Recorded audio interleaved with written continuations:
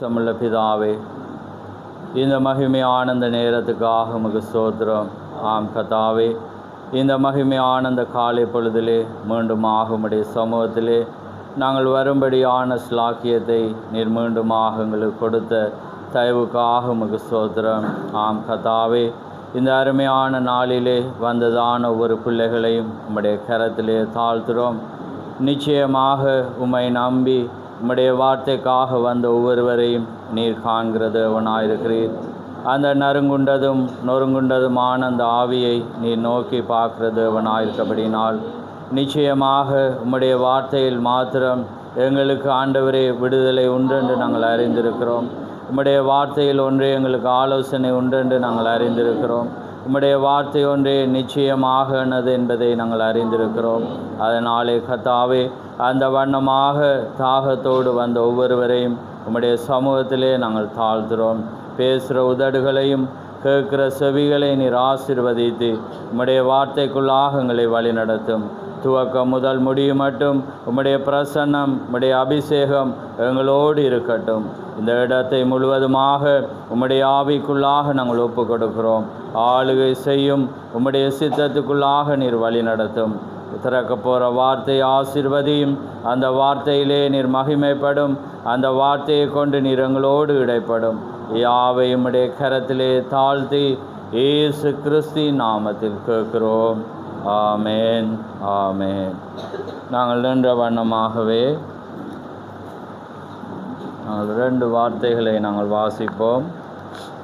முதலாவதாக எபிரேயர் 1ஆம் அதிகாரத்துக்கு நாங்கள் திருப்புவோம்.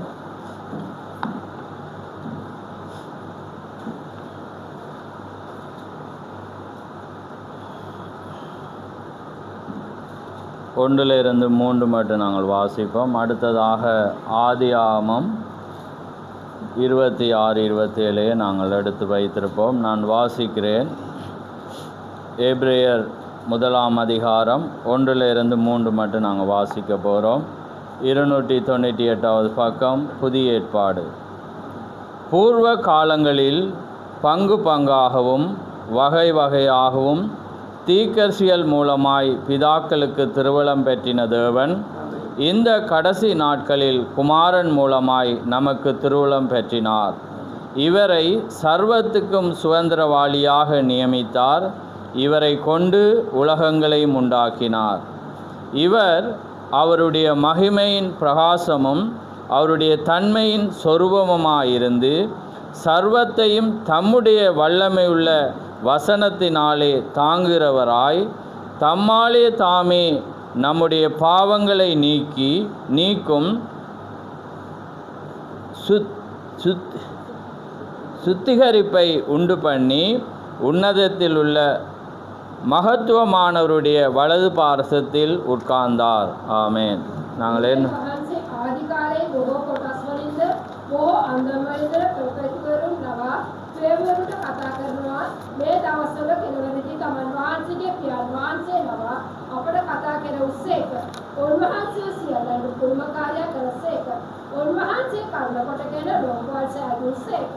උන්වහන්සේ දෙවියන් වහන්සේගේ මහත්කමය ප්‍රභාවයද උන්වහන්සේගේ දේවත්වයේ ස්වරූපයද මොනසේ තමාගේම පරපරාත්මයේ වචනයෙන් සියල්ල ධර්මයෙන් පෞද්ගල පවිත්‍ර වීමක් කළ පසු උසස් ස්ථානවල මහත්මයාණන් වහන්සේගේ දකුණු පැත්තේ හිටගත්සේක. ஆமென். நாங்கள் ஆதியாகமம் 1, 26, 27 நாங்கள் வாசிப்போம். நான் வாசிக்கிறேன்.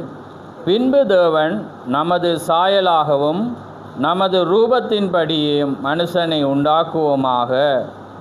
அவர்கள் சமுத்திரத்தின் மச்சங்களையும் ஆகாயத்து பறவைகளையும் மிருகங்களையும் பூமியில் உள்ள அனைத்தையும் பூமியின் மேல் ஊறும் சகல பிராணிகளையும் ஆளக்கடவர் என்றார். தேவன் தம்முடைய சாயலாக மனுஷனை சிருஷ்டித்தார். அவனை தேவ சாயலாகவே சிருஷ்டித்தார். ஆணும் பெண்ணுமாக அவர்களை சிருஷ்டித்தார். ஆமென்.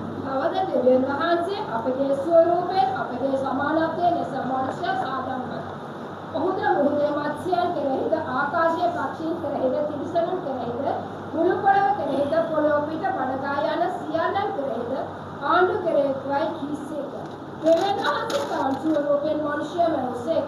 දෙවියන් වහන්සේගේ සිරූපයෙන් ඔහු මැවුසේක. මනුෂ්‍යයාට ස්ත්‍රියකට ඔවුන් මැවුසේක. ආමේන්. ஆமென். யாவரும் அமர்ந்திருங்கள்.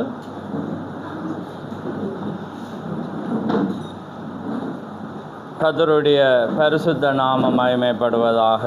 ஆமென். இந்த அருமையான நாளிலே வந்திருக்கிற யாவரையும் கர்த்தருடைய நாமத்தினாலே நான் வரவேற்கிறேன். விசேஷமாக அங்கே அருமையான சௌரன் ஒருவர் வந்திருக்கிறார்.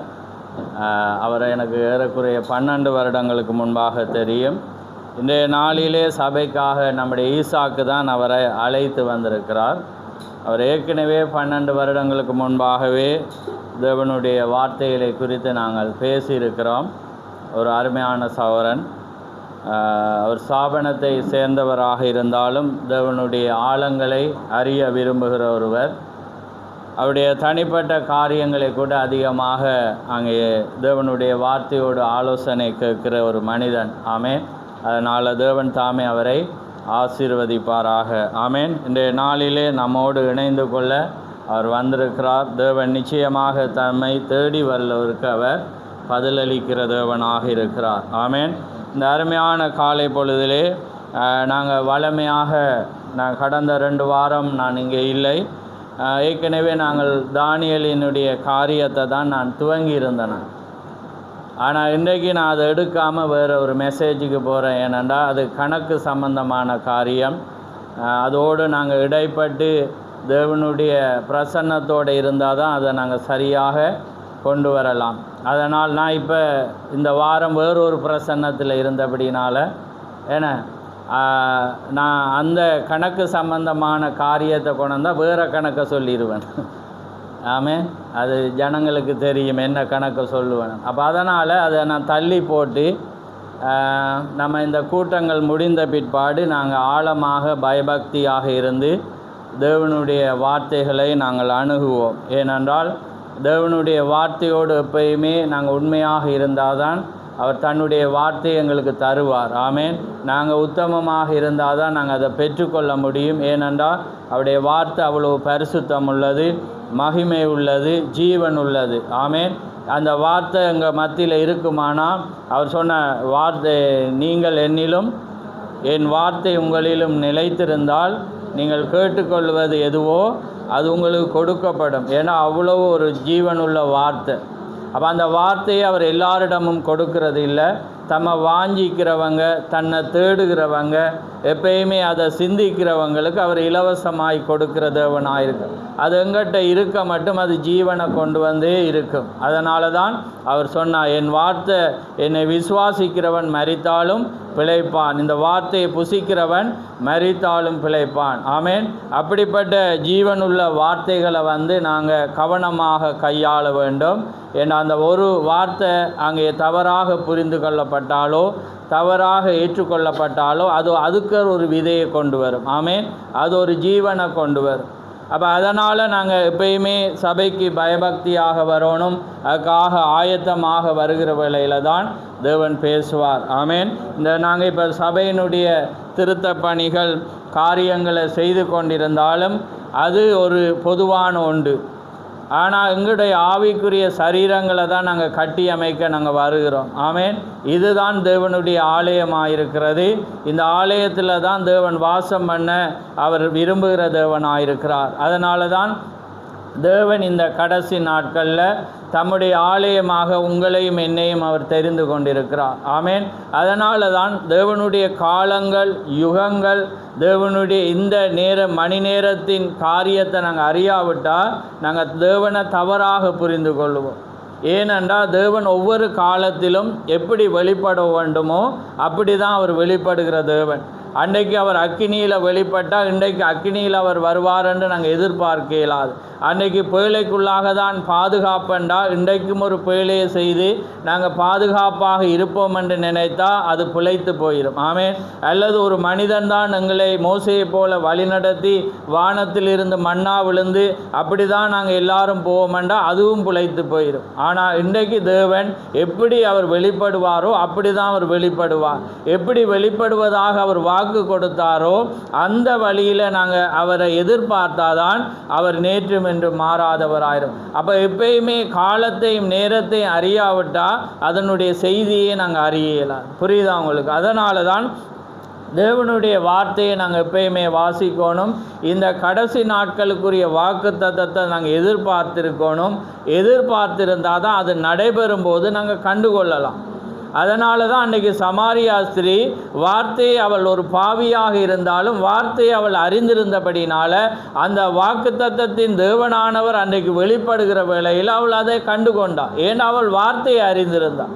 அப்போ இன்றைக்கு எங்களுக்கு ஒரு மேசியா வருவார், அந்த மேசியா வந்து சகலத்தையும் வெளிப்படுத்துவார், அந்த மேசியா எங்களுக்கு மறைவானதை வெளிப்படுத்துவார் என்று அவளுக்கு மைண்டில் விழுந்திருந்துச்சு. அந்த வார்த்தையை அவர் அறிந்தபடினால தேவன் அவளோடு பேசுகிற வேளையில் அவள் கண்டுகொண்டாள். அப்போ அதே போல தான் உங்களுக்கு செய்தியானது உங்கள் மத்தியில் தெரிஞ்சிருந்தால் தான் நீங்கள் தேவனை காணலாம். அப்போ தான் அது வெளிப்படும் போது உங்களுக்கு ஒரு ஆச்சரியம் வரும்.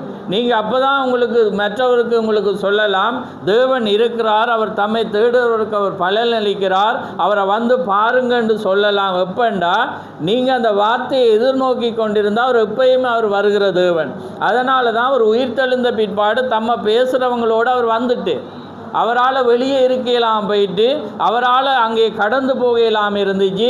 அவரை குறித்து அங்கே நம்பின ஜனங்கள் பயபக்தியாக அவரை பேசி கொண்டிருக்க வேளையில் பாருங்கள், அவர் உடனே வந்து பக்கத்தில் வந்து அதே நேரம் அவர் மரிக்க முன்பு பேசின வார்த்தை நிமித்தம் கலிலியாவில் போய் அவர்கள் முன்னமே உங்களுக்கு போவார் என்ற வண்ணமாக போய் அவங்க அந்த ரூமுக்குள்ளே இருக்கக்குள்ள அங்கேயும் வந்துட்டார்.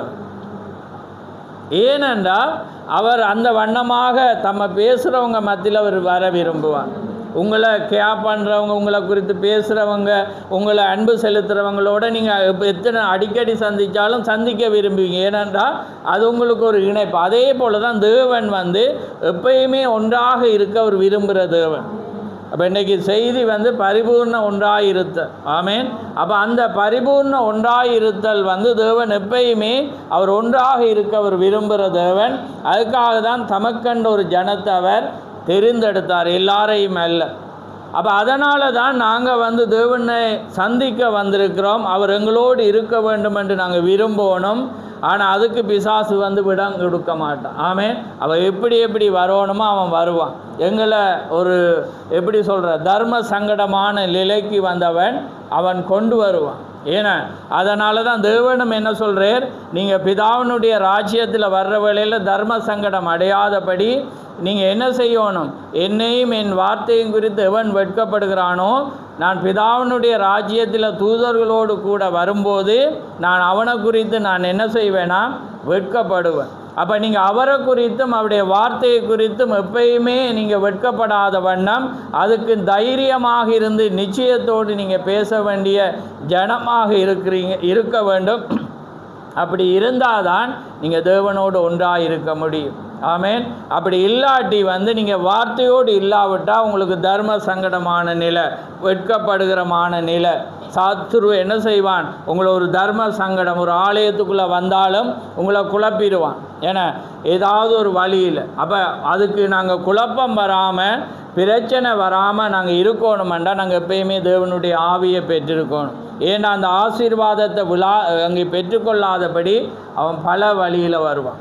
ஏன்னா உங்களோட பிள்ளைகள் ஆவிக்குரியவங்களா இல்லாட்டி உங்களுக்கு என்ன வரும், தர்ம சங்கடம் வரும், ஒரு வெட்கம் வரும். ஏன்னா மற்றவங்க மத்தியில் முன்பாக இந்த பிள்ளைகள் இப்படி நடக்கிறாங்கன்னோன்னு உங்களுக்கு ஒரு வெட்கமாக இருக்கும். ஏன்னா அல்லது கணவனோ மனைவியோ வந்து அந்த வண்ணமாக நடந்தால் உங்களுக்கு என்ன வரும், ஒரு வெட்கம் வரும். மற்றவங்க எங்களை என்ன நினைக்க போகிறாங்க, வருமா இல்லையா? அப்போ அதே போல தான் நாங்கள் என்ன செய்யணும், தேவனுடைய சமூகத்துக்கு வந்து எப்பயுமே ஆயத்தமாக வர்ற வேளையில் தான் அவருடைய வார்த்தையை குறித்ததான நிச்சயம் வரும். அப்போ தான் தேவன் என்ன செய்வார், எங்களோடு அவர் இடைப்படுகிற தேவன். அப்போ ஒன்றாக இருத்தல் என்றால் அங்கே தேவனோடு ஒன்றாக இருத்தல் என்ற அங்கே பொருள்படும், அல்லது ஒன்று சேருதல், அல்லது தேவனோடு அங்கே இருக்கிறது தான் ஒன்றாக இருத்தல். அப்போ தேவன் எப்பயுமே ஒன்றாக இருக்க அவர் தேவன் என்ன செய்கிறாராம், விரும்புகிற தேவன். அதனால தான் நாங்கள் இப்போ நாங்கள் எபிரேயரில் வாசிக்கிற வேளையில் பாருங்கள், ஆதியில் தேவன் எப்படி இருந்தார், ஆனால் இந்த கடைசி நாட்கள் அவர் எப்படி வருவார் என்று பார்க்குற வேளையில் எப்படி ஆகாம், இந்த கடைசி நாட்களில் குமாரன் மூலமாய் நமக்கு திருவுளம் பெற்றினார், இவரை சர்வத்துக்கும் சுதந்திரவாளியாக நியமித்தார், இவரை கொண்டு உலகங்களையும் உண்டாக்கினார். ரெண்டு பேர் மாறி பேசினாலும் யார் மூலம் உலகம் உண்டாக்கப்பட்டது, யாருக்காக உண்டாக்கப்பட்டதுண்டா அவர் ஒருவராக இருப்பார் இன்றைக்கு. அதே நேரம் பாருங்க, இவர் அவருடைய மகிமையின் பிரகாசமும், யார் பிதாவினுடைய மகிமையின் பிரகாசமும், அதே நேரம் அவருடைய தன்மையின் சொரூபமாக இருக்கிறார். பிதா இப்படி தன்மையோடு இருப்பாரோ அதே தன்மையோடு தான் இவரும் இருப்பாராம். ரைட்டா? அவருடைய மகிமையின் பிரகாசமும் அவருடைய தன்மையின் சொரூபமாயிருந்து சர்வத்தையும் தம்முடைய வல்லமையுள்ள வசனத்தினாலே தாங்குகிறவராய் தம்மாலே தாமே நம்முடைய பாவங்களை நீக்கும் சுத்திகரிப்பை உண்டு பண்ணி உன்னதத்தில் உள்ள மகத்துவமானவருடைய வலது பாரிசத்தில் உட்கார்ந்துருந்தார். இப்போ பிதாவை பார்த்தா அவரை பார்த்த மாதிரி, அவரை பார்த்தா பிதாவை பார்த்த மாதிரி. அதனால் சொல்கிறார், நானும் பிதாவும் ஒன்றாயிருக்கிறோம். அப்போ அதுக்காக ரெண்டார் இல்லை. இப்போ அதே போல தான் இப்போ ஆதியாமத்துக்குள்ளே நாங்கள் போனால் தேவன் ஆதாம ஏவாளை படைக்கும்போது இப்போ நாங்கள் வாசித்தோம், எப்படியா தமது சாயலும் தமது ரூபத்தின்படி எப்படி செய்தாராம், உண்டாக்கினார் என அவனை ஆணும் பெண்ணுமாக உண்டாக்கினார். பாருங்க, ஒரே ஆதாம், ஆனால் அவனுக்குள்ள இரண்டு ஆவியினுடைய தன்மையும் இருந்துச்சு. அதே போல தான் ஆதியில் பிதா ஆவியாக இருந்தார். தேவனை தொழுது கொள்கிறவங்க ஆவியோடும் உண்மையோடும் தொழுது கொள்ள வேண்டும். அதே அங்கே இயேசு கிறிஸ்து ஆதாமாகி அவர் வருகிற வேளையில் அந்த பிதா இந்த சொரூபத்துக்குள்ளே என்ன செய்தார், உள்ளே வர்ற வேளையில் ரெண்டு பேரும் என்ன செஞ்சாங்க, ஒன்றாயிருந்தாங்க. அப்போ இந்த கடைசி நாட்களில் அதே தேவன் மீண்டுமாக வந்தார். அதே தேவன் மீண்டும் பரிசுத்த ஆவியை அனுப்புகிற வேளையில் என்ன நடந்துச்சு, அதே சரீரம் நீங்கள் இருக்கிறீங்க, அதே தேவன் என்ன செய்கிறார், உங்களுக்குள்ளே வர. அப்போ நீங்கள் ரெண்டு பேரா இல்லை, நீங்களும் தேவனும் என்னவா இருக்கிறீங்க, ஒன்றாக இருக்கிறீங்க. அப்போ இந்த ஒன்றாக இருக்க தான் தேவன் என்ன செய்கிறாருண்டா அவர் விரும்புகிறார். ஏன்னா ஒரே தேவன் எல்லா மத்தியிலும் ஒரே நேரத்தில் நிற்க முடியாது. அன்றைக்கு ஒரே தேவன் என்ன செய்கிறார், இந்த பூமியில் வந்த வேளையில் ஒருவராய் திரிந்தார். ஆனால் அதே தேவன் இந்த கடைசி நாட்களில் தம்மை வெளிப்படுத்துகிற வேளையில் அவர் பரிசுத்த ஆவியாக வெளிப்படுத்தினார். அப்போ இப்போ எனக்குள்ளேயும் இருக்கையில உங்களுக்குள்ளேயும் இருக்கலாம். ஆனால் அதே தேவன் உங்களுக்குள்ளேயும் எனக்குள்ளேயும் இருப்பாரா இருந்தால் நானும் நீங்களும் எப்படி இருப்போம், ஒன்றாக இருப்போம். ஏன்னா வேறு ஆவி வேறு அல்ல. அதால தான் பாருங்க, ஆதாமுடைய சரீரத்துக்குள்ள ரெண்டு ஆவியை வைத்தார், பிரிவினை இல்லை. ஆனால் சரீரத்தை அவர் என்ன செய்தார், வேறு பிரித்தார். அதனால தான் திகழ் சொல்றார், சரீரங்களில் நாங்கள் எப்படி இருக்கிறோம், வித்தியாசப்பட்டவளாக இருக்கிறோம். ஆனால் ஒரே ஆவி எங்களுக்குள்ளே இருந்தால் நாங்கள் என்னவா இருப்போம், ஒன்றாயிருப்போம். எப்பயுமே ஆவி வித்தியாசப்படுகிற வேளையில் தான் என்ன வரும், பிரிவினவர். ஏன்னா பிரிவினை வரும், சபைக்குள்ளே பிரிவினை வரும், கணவன் மனைவிக்குள்ளே பிரிவினை வரும், பிள்ளைக்கும் தகப்பனுக்கும் என்ன வரும், பிரிவினை வரும். ஆனால் இதே தேவன் அவங்க எல்லாருக்குள்ளே இருந்தால் பிரிவினை வருமா, இல்லை. ஏனென்றா உங்களுக்குள்ளேயும் எனக்குள்ளேயும் இருக்கிறவர் ஒருவராக இருக்கிறார். அப்போ அவருடைய சாயலும் அவருடைய ரூபமும் எங்களுக்குள்ள தன்மைகள் இருக்கிற வேளையில் நாங்கள் பிதாவுடைய தன்மை முழுவதும் யாருக்குள்ளே இருந்துச்சு, இயேசுக்குள்ளே இயேசு கிறிஸ்துக்குள்ளே இருந்துச்சு. அதனால் அவருடைய வார்த்தைக்கு அவர் எப்பயுமே மனிதனாக இந்த பூமியில் வந்த வேளையில் எப்பயுமே தாழ்த்தினார். அவருடைய வார்த்தையின்படியே அவர் நடந்தார். அதே தேவனுடைய ஆவி உங்களுக்குள்ள வாசமாயிருந்தால் அதே கிரியை தான் நீங்கள் என்ன செய்வீங்க, நீங்களும் அதே தான் செய்வீங்க, நானும் அதே தான் செய்வேன். இதே போல் உலகத்தில் எந்த மூலையில் ஒரு மனிதன் இருப்பானண்டா அவன் அதே தான் செய்வான். நாகரிகமோ கலாச்சாரமோ மனிதனுடைய செயற்பாடோ அதை வேறு பிரிக்கலாம். ஏண்டா ஒரே வார்த்தை, ஒரே தேவன், ஒரே சத்தியமாக இருக்கிறபடினால் எல்லாரும் என்ன செய்வோம், ஒன்றே செய்வோம். இன்றைக்கி சபைகள் வித்தியாசப்படுகிறது, ஸ்தாபனங்கள் வித்தியாசப்படுகிறது, ஒவ்வொரு சபையும் வித்தியாசமாக நடக்கிறதுக்கு காரணம் எதுவெண்டா ஒவ்வொருவரும் தனிப்பட்ட. ஆனால் வேதத்தோடு எப்பயுமே ஒரு மனிதன் இருப்பானண்டா எல்லாரும் உண்டாதான் இருப்பாங்க. ஏனண்டா ஒரே வார்த்தை, ஒரே தேவன். அப்போ பாருங்கள், நான் செய்திக்கு வர முன்பு நான் சொல்கிறேன், நம்ம தீக்கர் சொல்கிற காரியத்தை நான் வாசிக்கிறேன் பாருங்க. இப்பொழுது ஏதேன் தோட்டத்தில் இருந்த ஆதி மனிதனுக்கும் ஆதி ஸ்திரீயும் தேவனுடன் பரிபூர்ணமாக இசைவு கொண்டிருந்தன. ஏன்னா அவங்க ரெண்டு பேரும் தேவனோட ஆதியில் எப்படி இருந்தேன்னா ஒன்றாக இருந்தாங்க, பரிபூர்ண. தேவன் டிரெக்டாக வந்து என்ன செய்தேர், தன்னுடைய உதடுகளினால் முகமுகமாக என்ன செய்தேர், அவர் பேசினேர். பாருங்கள், பரிபூர்ண இசைவு நேரத்திலும் இறங்கி வந்து ஆதாம் ஏவாள் செவி கேட்க தேவனால் பேச முடிந்தது. அது பரிபூர்ணமான ஒன்றாயிருத்தல். தேவனும் அவருடைய சிருஷ்டிப்பும் தேவனும் ஆதாமும் ஏவாளும் பரிபூர்ணமாக இசைவு கொண்டிருந்ததன் விளைவாக தேவனுடன் ஒன்றாக இணைந்திருந்தன. தேவனும் அவருடைய குடும்பமும் ஒன்றாயிருந்தது. ஏன்னா தேவன் என்ன அர்த்தம், தொழுகைக்குரியவர். அவர் தேவனாக இருந்து யாரா மாறேர், யெகோவாவாக மாறே. யெகோவான்ற என்ன அர்த்தம், தேவன் தன்னுடைய குடும்பத்தோடு வாழ்கிறவர். அதுதான் யெகோவான்ற மீனிங். அப்போ யெகோவாவாக மாறினோன தேவன் தனக்கென்று ஒரு குடும்பத்தை என்ன செய்தே, சிருஷ்டித்து. அப்போ ஆதாம் ஏவாள், அப்போ அவங்களுக்கு தேவன் ஒரு பிள்ளைகளை கொடுத்து குடும்பமாக ஒன்றாக இருக்க அவர் விரும்பினேர். ஆனால் வாசிக்கிறோம் பாருங்க, எந்த மனிதனும் அவனுடைய குடும்பமும் சரியான நல்ல கண்ணியமான கீழ்ப்படிந்த குடும்பம் ஒருவரோடொருவர் ஒன்றாயுள்ளனர். உண்மையான கண்ணியமான குடும்பம், நல்ல குடும்பம் எப்படி இருப்பாங்கன்னா ஒருவரோடொருவர் ஒன்றாக இருப்பார்கள். குடும்பத்தில் பிரிவினை உண்டாகும் ஏதாகிலும் இருக்குமானால் அது சரியல்ல. அப்பொழுது குடும்பம் எங்காவது உடைந்து போகும். அவர்கள் எல்லாரும் ஒன்றாய் இருக்க வேண்டும். தகப்பனும் தாயுடனும், தாய் தகப்பனுடனும், பிள்ளைகள் பெற்றோருடனும், பெற்றோர் பிள்ளைகளுடனும் இசைவை கொண்டிருக்க வேண்டும். அதை நீங்கள் காணும்போது அது ஒரு அழகிய காட்சியை என்ன செய்யுமாம், கொண்டு வரும். ஏன்னா தேவன் ஆவி இருந்தால் எல்லாரும் எப்படி இருப்பாங்க, ஒன்றாக இருப்பாங்க. இல்லாட்டி என்ன நடக்குமெண்டா பிரிவினை இருக்கும். பிரிவினை இருந்தால் நாங்கள் உள்ளே வந்துட்டு தேவனை என்ன செய்யலாம், அது சரியாக தேடலாம். எங்களுக்கு ஒரு தர்ம சங்கடம் என்ன செய்யும், இருக்கும். இப்போ இதே இது குடும்பத்துக்குள்ளே பரிசுத்த ஆவி இருந்தால் அவங்க என்ன செய்வாங்க, நாங்கள் சர்ச்சுக்கு போகிறோம், அல்லது நாங்கள் குறைவாக இருந்தால் தகப்பனோ தாயோ அல்லது கணவனோ மனைவியோ அல்லது மனைவியோ தகப்பனோ அவங்க ஆலயத்து போக்கில் நாங்கள் வீட்டில் ஒரு டென்ஷன் ஆக்கி கொண்டு போனால் அவங்க ஆலயத்துக்குள்ளே ஒரு நிலையில் இருப்பாங்களா. அப்போ அதை நாங்கள் செய்யக்கூடாதுன்ட்டு என்ன செய்வாங்க, பிள்ளைகளாக இருக்கலாம், பெற்றோராக இருக்கலாம், தகப்பனோ தாயாக இருக்கலாம், அதை குறைச்சி கொள்ளுவாங்க. ஆனால் அவங்க தேவனுடைய ஆவியை பெறாதவங்களாக இருந்தால் எப்படி நடக்கும், அவங்களும் குழம்பி மற்றவனையும் குழப்பி கொண்டு வருவாங்க. இங்கே வந்தோடனே நீங்கள் எப்படி இருப்பீங்க, மகிழ்ச்சியாக தேவனோட வார்த்தையை கேட்குற நீங்கள், உங்களுக்கு என்ன ஓடிட்டுருக்கும், வீட்டில் நடந்த பிரச்சனையோடும் உங்களுக்கு கோபம் இருக்கும். சேர்ச்சிக்கு என்ன செய்வீங்க, சேர்ச்சிக்கு வர்றதுக்காக அமைதியாக வருவீங்க.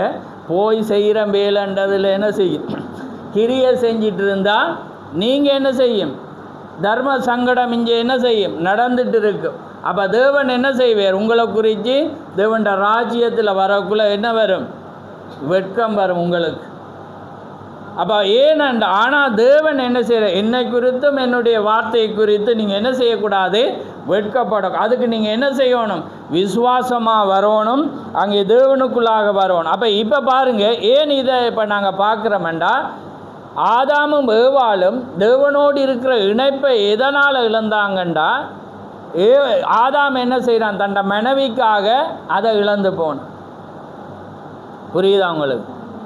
அப்போ ஏவாள் ஏன் கணவனோடும் தேவனோடும் உள்ள இணைப்பை இழந்து கொண்டான்டா, என்ன, பிசாசனுடைய வார்த்தைக்கு செவி கொடுத்ததுன்னா. புரியுதா உங்களுக்கு? அப்போ இன்றைக்கு தேவன் என்ன செய்கிறேன், அதை நாங்கள் இல்லாத வண்ணம் இருக்க தான் அங்கே 2ஆம் ஆகிய கிறிஸ்து என்ன செய்கிறேன், தனக்கென ஒரு மனவாட்டியை தெரிவு செய்கிறேன். அவள் யாருக்கும் செவி கொடுக்காத வண்ணம் எப்பயுமே என்ன செய்வாள், தேவனுடைய வார்த்தையோடு இணைந்திருப்பார். ரைட் ரைட் ரைட் இப்போ 16வது, அது தேவனுடைய நோக்கமாயுள்ளது.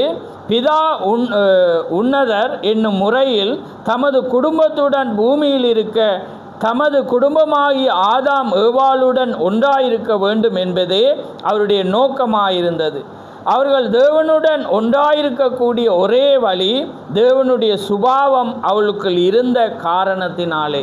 அப்போ தேவனுடைய சுபாவம், ஏன்னா தேவன் தம்முடைய சாயலும் தமது ரூபத்தின்படி தான் என்ன செய்தாரா மனிதனை உண்டா. அப்போ அந்த சாயலும் ரூபமும் இருக்க மட்டும் யாரோட உண்டாயிருந்தாங்க? தேவனோட உண்டாயிருந்தாங்க.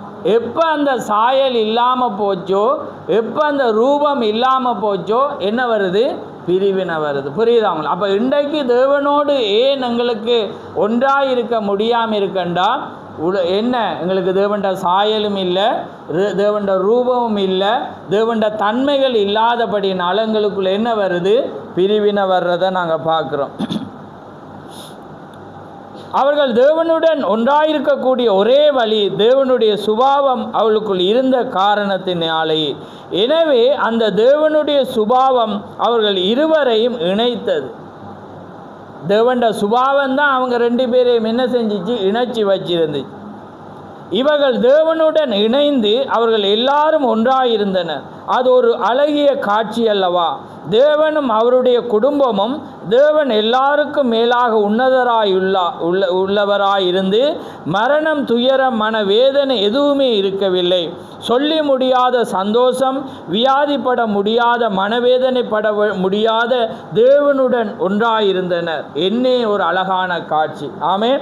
என்ன வியாதி இல்லை, வருத்தம் இல்லை, துன்பம் இல்லை, கஷ்டம் இல்லை, எதுவுமே இல்லை. ஏனென்றால் தேவண்ட சுபாவம் இருந்தது, தேவனும் அவர்களும் ஒன்றாயிருந்தனர்.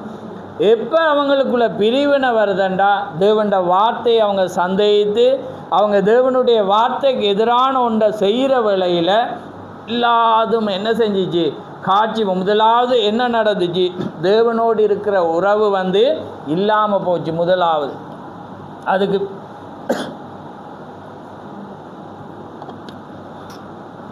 அப்போ பாருங்க, தேவனோடு இருந்த உறவு இல்லாமல் போகக்குள்ள எல்லாமே என்ன செய்கிறது? கடந்து போனது. ஏனென்றா தேவனுடைய வார்த்தையோடு சந்தேகிக்கிற வேளையில் அங்கே பிசாசு என்ன செய்தான்? உள்ளே வந்ததை நாங்கள் பார்க்குறோம். ஆமென். அப்போ பாருங்கள், இயேசு அதனால தான் அவர் சொல்கிற யோவான் 17:11 வசனத்தில் அவர் ஜெபம் செய்தார். வாசிங்க, நீங்கள் 21 வாசிங்க. யோவான் 17:21 வாசிங்க. 11 வீட்டை வாசிங்க. அவர்கள் எல்லாரும் ஒன்றாய் இருக்கவும், பிதாவே நீர் என்னை அனுப்பினதை உலகம் விசுவாசிக்கிறதற்காக நீர் என்னிலேயும் நான் உம்மிலேயும் இருக்கிறது போல அவர்கள் எல்லாரும் தம்மிலே ஒன்றாய் இருக்கவும் வேண்டிக் கொள்ளுகிறேன். ஆமென். அப்போ பாருங்க, அது தேவன் இயேசு கிறிஸ்து ஜெபிக்கிறார். எப்படி என்ன பாருங்க, அவர் என்ன செய்ய? பிதாவே ஒன்றாயிருப்பது போல சபையும் அவரும் ஒன்றாயிருக்க வேண்டும் என்று இயேசு ஜெபம் செய்தார். அவரும் பிதாவும் ஒன்றாயிருப்பது போல சபையின் கிறிஸ்துவின் சரீரத்தில் அங்கத்தினர் என்னும் முறையில் ஒன்றாக ஒன்று சேர்ந்திருக்க வேண்டும் என்று அவர் ஜெபித்தார். அவர் பிதாவிலும், பிதா அவரிலும், அவர் நம்மிலும், நாம் அனைவரும் ஒன்றாக இருக்கவே அந்நாளில் நாம் அறிந்து கொள்வோம். தேவன் தமது சபையில் இருந்து ஒவ்வொரு அங்கத்தினரும் ஒருவரோடு ஒருவர் இசைந்து இணைக்கப்பட்டு தேவனுடன் இணைந்திருப்பதை காண்பது எத்தகைய இணைப்பாய் ஒன்றாயிருத்தலாகும். அந்த சபைக்காக தான் இயேசு வருகிறார். ஆமென். அப்படிப்பட்ட ஒருவருக்காக, ஒரு சபைக்காக தான் என்ன செய்கிறாராம்? அவர் வர்றார். அப்போ இதுக்கு சிம்பிளான ஒன்று, தேவனுடைய சாயல், தேவண்ட ரூபம், தேவண்ட தன்மை எங்களுக்குள்ளே இருந்தால் தான் நாங்கள் என்ன செய்வோம் என்றால் எல்லாரும் ஒன்றே சிந்திப்போம், ஒன்றே பேசுவோம், ஒன்றே எதிர்நோக்கி கொண்டிருப்போம், ஒரே நோக்கத்துக்காக நாங்கள் என்ன செய்வோம்? வருவோம். ஆனால் அது இல்லாமல் தேவனுடைய வார்த்தையை நாங்கள் எப்போ சந்தேகிக்கிறோமோ, வார்த்தைக்கு எதிராக நாங்கள் எப்போ செயற்படுறோமோ, அப்போ என்ன நடக்குமெண்டா எங்களுக்கு அந்த காரியமே இருக்காது. விளங்குதா? தேவனோடு ஏற்பட்ட பிரிவினை இருக்காது. ஆனால் எப்போ எங்களுக்கு அந்த உணர்வு, ஏன்னா ஒரு மனிதனுக்கு உணர்வு இல்லாட்டி கஷ்டம். ஏன்னா அதான் அவர் சொல்கிற, கர்த்தரை தேடுகிற உணர்வுள்ளவன் ஒன்றோ. இப்போ இந்த உணர்வு, இப்போ உதாரணத்துக்கு உங்களுக்கு ஒரு உணர்வு இல்லாட்டி என்ன செய்வீங்கண்டா, மற்றவன் எங்களை பார்க்குறான் என, அல்லது நாங்கள் தேவனுடைய வார்த்தைக்கு இப்படி இருக்கிறோம் என்பதை இன்னொருவன் பார்க்கக்குள்ளே என்ன நடக்குமெண்டா உங்களுக்கு ஒரு தர்ம சங்கடம், ஒரு வெக்கம் வரும். என இப்போ உதாரணத்துக்கு நீங்கள் லேட்டாக வாரீங்கண்டா உங்களை காண மற்றவங்க கூடாண்டு என்ன நடக்குமெண்டா ஒரு வெக்கம் வரும். அதான் தர்ம சங்கடம். ஏன்னா ஒருவரால் நீங்கள் லேட்டாக வருவீங்க, அல்லது கணவனால் அல்லது மனைவியால், ஏன்னா அல்லது பிள்ளைகளால் அல்லது பெற்றோரோ வர்ற வேளையில் என்ன வருமெண்டா என்ன வரும் உங்களுக்கு? வெக்கம் வரும். ஆனால் இதே உணர்வு இல்லாமல் செத்தவங்களாக இருந்தால் எப்படி இருப்பீங்கன்னு சொல்லுங்கள். ஏன்னா மனிதனுக்கு உணர்வு வேணும், பகுத்தறிவு வேணும். இந்த ரெண்டும் தான் மிருகத்திலிருந்து உங்களை தேவன் வித்தியாசப்படுத்தின. ஏன்னா மிருகத்துக்கு பகுத்தறிவு இல்லை, அதுதான் அதுக்கு என்ன செய்யாது, உணர்வை கொண்டு வராது. ஆனால் மனிதனுக்கு தேவன் அந்த உணர்வை தந்தபடினால உங்களுக்கு அது அந்த நிலையில் வரக்குள்ள உங்களுக்கு வெக்கம் வரும். அப்போ நாளைக்கு அதை செய்யக்கூடாதுன்னு வரும். அதனால தான் தாவீது ஜெபிக்க நீங்கள் அந்த உணர்வை புரியணும். அதனால தான் சொல்ல, இப்போ நீங்கள் உணர்வு உள்ளவனும் உண்டோன்னு பார்க்குற வேளையில் வேதம் என்ன சொல்லுது? அங்கே யாருமே இல்லைன்றது. ஏன்னா கர்த்தரை நீங்கள் உணர்வோடு நீங்கள் தேடுகிற வேளையில் தான் உண்மையாக உங்களுக்கு ஒரு பயபக்தி வரும். அப்போ தான் உங்களுக்கு என்ன செய்யும், ஒரு நோக்கத்தில் நீங்கள் வருவீங்க. இல்லாட்டி என்ன நடக்குமெண்டா, மற்றவன் பார்க்குறான் அல்லது தேவனுங்களை பார்க்குறார் என்றது உங்களுக்கு என்ன வராது, ஒரு வித்தியாசம் தெரியாது. நாளைக்கு அதே செயற்பாடை செய்வீங்க. ஏனெண்டா அமுனிசி, அதாவது ஆவிக்குரிய நினைவிழப்பை உங்களுக்கு தந்திருக்கு. அப்போ நீங்கள் எப்படி இருக்கிறீங்கன்னா பைத்தியமாக தான் இருக்கு, அதாவது மறதியில் இருக்கிறீங்க. புரியுதா உங்களுக்கு? அப்போ அதான் திகர் சொல்கிறார், ஒரு பெண்ணை கொண்டு வர்றவளே அவர் சொல்கிறார், நான் உனக்காக ஜெபிக்க போகிறேன், நீ தேவன் உண்டென்று விசுவாசிக்கிறாயான்னு கேட்க அவர் சொல்கிறா, அப்படி ஒன்றை நான் இத்தவரை கேள்விப்படையில், நான் அதை விசுவாசிக்கிறேன். அப்போ தேவன் ஒருவர் இருக்கிறார் என்று அதை அவள் சொல்கிறா, நான் அப்படி ஒன்றை நான் நம்பலேன். அப்போ அவர் சொல்கிறேன், நீ பைத்தியமாக இருந்தால் நியாய தீர்ப்பில் தப்புவான், ஆனால் உனக்குள்ள ஒரு பிசாசு இருக்கிறபடினால தான் தேவன் என்ன செய்கிறாரண்டா நீ இப்படிப்பட்ட பதிலை சொல்கிறான். ஏன்னா பைத்தியமாக இருக்கிறது என்ன செய்யும், அது என்ன செய்யும் தெரியாது காரியம். ஆனால் இது ஆவி ஒரு மனிதனுக்குள்ளே இருக்கும்போது அது என்ன செய்யுமெண்டா தெரியாத ஒன்ற காரியத்தில் பிசாசு அவங்களை எப்பயுமே வைத்திருப்பான்.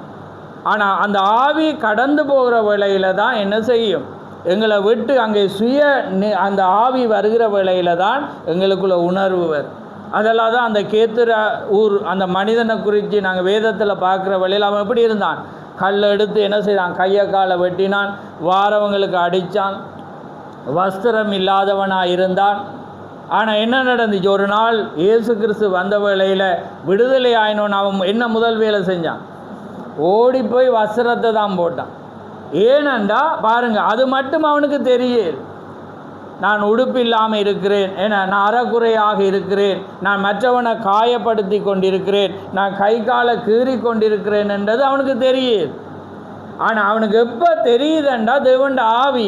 அப்போ அதான் தீர்க்கதரிசி இந்த புத்தகத்தில் அவர் சொல்கிறார், நீங்கள் அந்த வண்ணமாக அவர் சொல்கிறார், நீங்கள் உடை உடுத்தி காரியங்களை செய்யும்போது அது ஒரு பொல்லாத ஆவி என்று, அது நீங்கள் அறியாமல் எல்லாம் அது பொல்லாத ஆவி இருக்கிறபடினால தான் அந்த வண்ணமான செயலை செய்கிறீங்க. ஆனால் உண்மையான தேவனுடைய ஆவி இருக்குமானா உங்களுக்கு உணர்வு இருக்குது. ஏனெண்டா நீங்கள் அதை செய்ய மாட்டீங்க, ஏனெண்டா உங்களுக்குள்ள உணர்வு இருக்கிறபடினால தேவனுடைய வார்த்தையை குறித்ததான அந்த காரியத்தில் நீங்கள் எப்பயுமே நீங்கள் என்ன செய்வீங்க, பயபக்தியாக இருப்பீங்க. ஆமேன். அப்போ பாருங்கள், தேவன் தமது ஜனங்களில் ஒன்றாயிருப்பது தான் தேவன் தமக்கன்று தமது சபைக்கன்று நியமித்துள்ள ஐக்கியத்தின் அடிப்படையாகும். அப்போ பாருங்கள், அது ஒன்று மாத்திரமே ஐக்கியத்தின் அடிப்படை. இந்த அடிப்படையை நீங்கள் பெறக்கூடிய ஒரே வழி அவருடன் சதா காலங்களில் ஒன்றாக இணைந்திருப்பதன் மூலமே. அதான் சொல்கிறார். அப்போ நாங்கள் இப்போ திருமண விவாகத்தில் என்ன நாங்கள் இருவரும் நாங்கள் பொருத்தனை பண்ணுவோம், மரணம் நம்மை பிரிக்கும் அளவும் நான் எப்பொழுதும் என்ன நாங்கள் ஒன்றாகவே உமக்காகவே இருப்பேன் என்று நாங்கள் என்ன செய்வோம், வாக்கு கொடுப்போம். இப்போ தேவனோடு வர்ற வேளையிலும் அதே தான். அப்போ மரணம் என்பது வேதத்தில் எதை குறிக்கிறது, பாவத்தின் சம்பளம் மரணம். அப்போ அதே போல் தான் நாங்கள் தேவனோடு எப்போ நாங்கள் பிரிகிறோம்டா, இப்போ உலகத்தில் கணவனும் மனைவியும் எப்போ பிரிவாங்கண்டா, ஒருவர் மரிக்கிற வேளையில் ஒருவர் விட்டு பிரிவாங்க. இப்போ தேவனோடு நீங்கள் எப்போ பிரிகிறீங்கண்டா, நீங்கள் பாவம் செய்கிற வேளையில். விளங்குதா உங்களுக்கு? பாவத்தின் சம்பளம் மரணம். நீங்கள் எப்போ தேவனோட வார்த்தைக்கு எதிராக ஒரு தவறு செய்கிற வேளையில் உங்களுக்கும் தேவனுக்கும் என்ன ஏற்படுது, பிரிவினை. விளங்குது அவங்களுக்கு? இப்போ இயற்கையின் ஒவ்வொன்றும் ஆவிக்குரிய ஒன்றுக்கு அடையாளமாக இருக்கிறது. இப்போ இதே காரியத்தை தான் நாங்கள் என்ன செய்கிறோம்னா தேவனோடு. அப்போ இன்றைக்கு நாங்கள் வந்தாலும் பிரிவினோடு இருப்போம். ஏனென்றால் இன்றைக்கு அதனால தான் தேவனுடைய வார்த்தையை குறித்து தேவனை குறித்ததான பயம் இல்லாமல் நாங்கள் அசட்டையாக இருக்கிறோம்டா. இதுக்கு காரணம் நாங்கள் எப்பயோ விட்டுட்டோம். அன்றைக்கி ஏவாள் ஒரு வார்த்தையை விட்டதால தான் ஏதேனை விட்டு போனான். இப்போ இன்றைக்கு நீங்கள் படிப்படியாக ஒவ்வொரு வார்த்தையை விடுற வேளையில் நீங்கள் யோசிங்க, நீங்கள் எங்கே இருக்கிறீங்க. ஏன்னா நீங்கள் எப்பயுமே தேவனை சந்திக்கக்கூடிய ஒரே ஒரு வழி நீங்கள் எங்கே விட்டீங்களோ அங்கே வரும். அப்போ நீங்கள் இந்த இடத்து இப்போ இதான் ஜங்ஷன்டா, இதிலிருந்து நீங்கள் போய் ஒவ்வொரு ஜங்ஷனை தாண்டினா அதே ஜங்ஷனால் தான் வரணும். நீங்கள் இப்படி வரையலாது, தூக்கி மேலால் வரையலாம். வேதம் அதை தான் சொல்லுது என்றால் நீங்கள் எந்த வழியாக போனீங்களோ அந்த வழியாக நீங்கள் என்ன செய்யணும், திரும்பி வரணும். அப்போ ஒவ்வொரு ஜங்ஷனை கடந்தால் அது ஒவ்வொரு பாவத்துக்கு அடையாளம் என்றால் நீங்கள் அங்கே இருந்து அப்படியே வந்து தான் தேவனை நீங்கள் சந்திக்கும். ஏண்டா தேவன் அதே இடத்துல தான் இருக்கிறது. அதனால தான் மாத்தாளுக்கு தெரியும் அவர் எந்த ஜங்ஷனில் நிற்கிறான். உடன் அவள் என்ன செய்கிறார், மரியாதை கூட்டிக் கொண்டு அதே இடத்துக்கு ஓடி வந்து அவரை சந்திக்கிறத நாங்கள் பார்க்குறோம். ஏனென்றா அவர் தான் உயிர்த்தெழுதலும் ஜீவனுமாக இருக்கிறார் என்பதை மாத்தாள் அறிந்திருந்தாள். ஆமேன். ஏனென்றா அவள் வீட்டில் வேலை செய்தாலும் அவள் மரியாளுக்கு பேசி கொண்டிருந்த வார்த்தையை அவள் என்ன செய்தால், கேட்டு கொண்டிருந்தாள். அதனால தான் நீங்கள் வார்த்தை எப்பயுமே இருந்தால் தான் உங்களுக்கு எப்பயுமே அந்த பயம் வரும். நீங்கள் வார்த்தை தெரியாட்டி என்ன வராது, உங்களுக்கு வெட்கம் இருக்காது, தர்ம சங்கடம் இருக்காது. ஏன்னா உங்களுக்கு தான் தெரியாது. ஏன்னா நீங்கள் அதை குறித்து நீங்கள் பேசும்போது நீங்கள் அதுக்கு ஒரு விளக்கம் கொடுப்பீங்க. ஆனால் அந்த வார்த்தை தெரிஞ்சால், எப்பயுமே நீங்கள் வார்த்தையை உங்களுக்குள்ளே வச்சிருந்தா, நீங்கள் ஒரு மனிதன் உங்களுக்கு புத்தி சொல்லும்போது என்ன ஏற்படுமெண்டா அது கனெக்ட் ஆகும், அதை நீங்கள் விசுவாசிப்பீங்க. ஆனால் அந்த வார்த்தை செய்தி உங்களுக்குள்ளே இல்லாட்டி நீங்கள் விளக்கம் சொல்லுவீங்க. விளங்குதா உங்களுக்கு? அந்த பயபக்தி என்ன செய்யாது, உங்களுக்குள்ளே வராது. இப்போ பிள்ளைகளுக்கு நீங்கள் சொல்கிறீங்கன்னு வைங்களே, நீங்கள் நேரத்தோடு போங்க அல்லது நீங்கள் கோவப்படாதீங்கண்டா, பிள்ளைகள் பெற்றோருக்கு நான் கீழ்ப்படியோணுமென்று தெரிஞ்சிருந்தால் அது என்ன செய்யும், அப்படியே போகும். அதை ஏற்றுக்கொண்டு அந்த சந்தர்ப்பத்துக்கு போகும். ஆனால் அது தெரியாட்டி என்ன சொல்லும், நீங்கள் அன்றைக்கு நீங்கள் கோவப்பட்டீங்கன்னு சொல்லும். ஏனென்றா அதுக்கு அது தெரியும். ஏன்னா இந்த காலம் அப்படிப்பட்ட காலம், இந்த கடைசி நாட்கள் அப்படி இருக்குமென்று வேதம் சொல்லுது, தீர்க்கதரிசி சொல்கிறேன். அதே போல் தான் கணவன் மனைவி. இப்போ நீங்கள் மனைவிக்கு ஒன்றை சொன்னால் மனைவி அதுக்கு ஒரு விளக்கம் சொல்லுவோம். அந்த சந்தர்ப்பத்தில் நீங்கள் புலவிட்டீங்கன்றதை ஏற்றுக்கொள்ள மாட்டேன். அதே போல் மனைவி என்ன செய்யும், கணவன் புலவிட்டால் அல்லது கணவன் சொல்லும்போது அதை திருப்பி சொல்லுவான். ஏன்னா இன்றைக்கு ஏற்றுக்கொள்ளாத ஒரு காலம், ஏன்னா அந்த உணர்வு இல்லாத காலமாக இருக்கிறபடினால இன்றைக்கு ஒருவர் போட்டி போட்டு தான் இருப்பான். ஆனால் இதே இது தேவன்ட ஆவி இருந்து தேவனுக்குள்ளால் உணர்வு இருந்தால் அந்த சந்தர்ப்பத்தை புரிவீங்க. இந்த நேரத்தில் நான் செய்தது தவறு, கீழ்ப்படிஞ்சு போவீங்க. அதிகாரத்தை பார்ப்பீங்க, அவர் கணவன் அல்லது அவள் மனைவி, அது என்னுடைய தாய், அது என்னுடைய தகப்பன். அந்த அதிகாரம் தெரியாமல் இப்போ இருக்குதுண்டா உணர்வு இல்லாதது. ஆனால் வேதம் என்ன செய்கிறது, எல்லா வார்த்தையும் உங்களுக்கு போதித்திருக்கு. அப்போ அன்றைக்கு ஏவாள் ஒரு வார்த்தையை அங்கே அவிசுவாசத்தின் நிமித்தம் என்ன நடந்தது, தவறு ஏற்பட்டது. பாருங்கள், அவருடன் சதாக கணவன் இணையும் போது அது மரணம் வரைக்கும் நீங்கள் அளிக்கும் உறுதியாகும். சபை கிறிஸ்துவுடன் இணைவது அது மரணம் நம்மை பிரிக்கும் என்பதாய் உள்ளது. நீங்கள் பாவம் செய்தவளாய் தவறு எதுவும் செய்திருக்கும் பட்சத்தில் நீங்கள் நித்திய காலமாய் தேவனோடு நீங்கள் பிரிந்திருப்பீர்கள். ஏனென்றால் பாவத்தின் சம்பளம் மரணமாயிருக்கிறது. அப்போ அந்த பாவம் வரமட்டு நாங்கள் எப்பயுமே என்ன செய்வோம்டா, தேவனோடு ஒன்றாக இருப்போம். அன்றைக்கு ஏவாள் செய்த தவறு என்ன செய்தது, தேவனை அந்த இடத்திலிருந்து என்ன செய்தது, பிரித்தது. ஆனால் இன்றைக்கு தேவன் சதா காலங்களிலும் அவரோடு ஜீவிக்கும்படியாக தேவன் என்ன செய்தார், எங்களை வைத்திருக்கிறார். அதால் முதலாம் ஆதாம் விழுந்து போன, ஆனால் ரெண்டாம் முதலாம் ஏவாள் என்ன செய்தால், விழுந்து போனால். ஆனால் ரெண்டாம் ஏவாள் என்ன செய்ய முடியாது, கிறிஸ்துவின் மனைவியாகி ஏவாள் என்ன செய்யலாது, விழுந்து போகலாது. ஏனென்றால் தேவன் அந்த போதனையை தந்திருக்க. வாசிங்க லூக்கா 14:26 வாசி.